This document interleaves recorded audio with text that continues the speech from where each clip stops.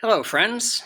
Matt and I spent time this summer developing a unit planning and lesson planning approach that can serve teachers whether we're working in remote, hybrid, or face-to-face environments. We synthesized research on project-based learning, blended learning, growth mindset, and the work of the Modern Classrooms Project to develop principles, strategies, and tools that are appropriate to the situation we find ourselves in today. Because we can't control variables related to student attendance and health, and because those variables might change on even a daily basis, we need an instructional approach that is flexible enough to balance students' needs with our need to effectively organize assignments and assessments.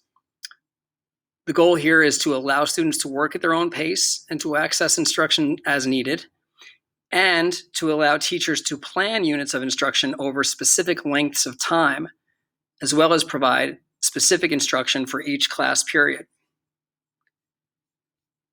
The approach is based on 4 basic principles. One, which I use in class all the time, is begin with the end in mind. 2 is about having a growth mindset.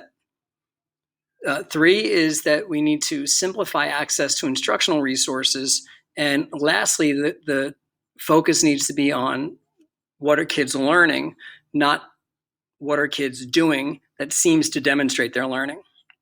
So let me begin with the end in mind first.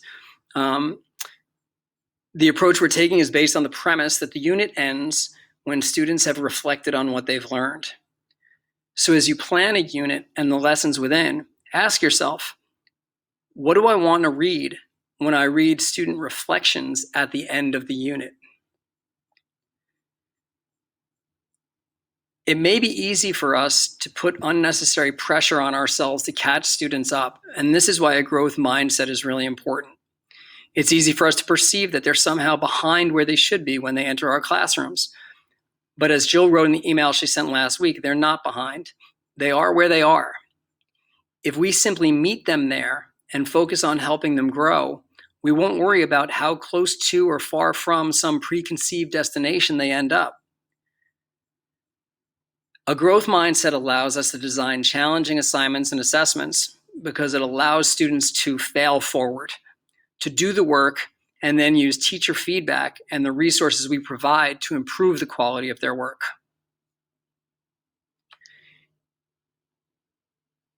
In order to help students transfer this responsibility from us as the providers of instruction to them as the getters of instruction, we need to simplify access to the instructional resources. And this is going to be a lot of video in the situation that we find ourselves in.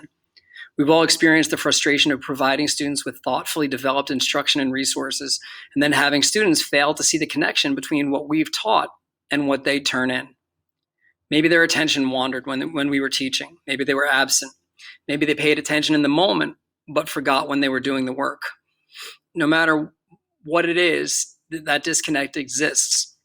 We can help students improve their own accountability for using instruction and avoid having to reteach lessons, the same lessons over and over again, by simplifying access to the lessons that we've created and redirecting them to that instruction when we give feedback, rather than doing that teaching over again.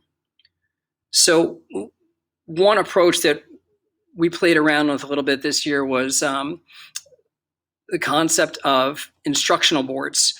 That if you take the choice boards, which there's a lot of research about those as methods to improve student engagement, because they give students agency in identifying the tasks they'll take on during class. If you take that concept, you can use that single interface to provide links to all the instruction that's going to be necessary for a unit. What's on the screen right now is the writing part of a research unit, and 5 video lessons where kids could just click on those lessons. In literature units, those will work different ways. There are different examples of instructional boards in the folder that we've shared with you with the summer work. The focus on learning and not products kind of circles around a little bit to the first piece, to growth mindset. And there are a couple of different ways that we do it. Given the number of things that kids are asked to do over the course of a day, it's not a surprise that they develop a task orientation to their work. They see each assignment as an individual thing that must be done, as opposed to a step connected to other steps on their learning journey. Too often, they view the grade on each assignment as the meaningful thing rather than the learning. By focusing our attention on feedback rather than grades, we can shift from assessment of learning to assessment for learning. In other words, we can help students see how each assignment provides them with information on what they need to do in order to grow, or what they did successfully to result in growth. How do we do this? Well, if we create the expectation that students will reflect on the way instruction and feedback informed their performance on assignments, and then provide the time for students to do that reflecting in each class period, we should be able to help students be more accountable for their own learning. What would we have students do? We'll have them create a personal document that gets shared with the teacher at the beginning of a unit. Students can reflect in these documents, and you don't need to check them every day. But if you have concerns about the engagement of a particular student over the course of the unit, the fact that it's shared with you allows you to read their individual docs, identify specific ways that you can intervene to help them improve their work, or to help them become more engaged with the work that they're doing. So if we're not giving grades for each assignment that are going to get averaged into a unit grade, how does assessment work? Well, one misconception people have about unconventional approaches to grading or to ungrading is that students aren't being assessed, or they're not being monitored, or they're not being given the feedback to know where they stand relative to the course objectives. In the model that we're going to share with you, you still give assignments, you still give assessments, and you still score those items using course rubrics or standards. It's just that feedback, quantitative if it's relative to a rubric score, qualitative in terms of words that accompany that, the feedback becomes part of the process of learning instead of the end of the learning. If students are reflective about their progress based on feedback, and they're directed to make connections between what they were taught and what they learned, they will keep their focus on growth instead of tasks.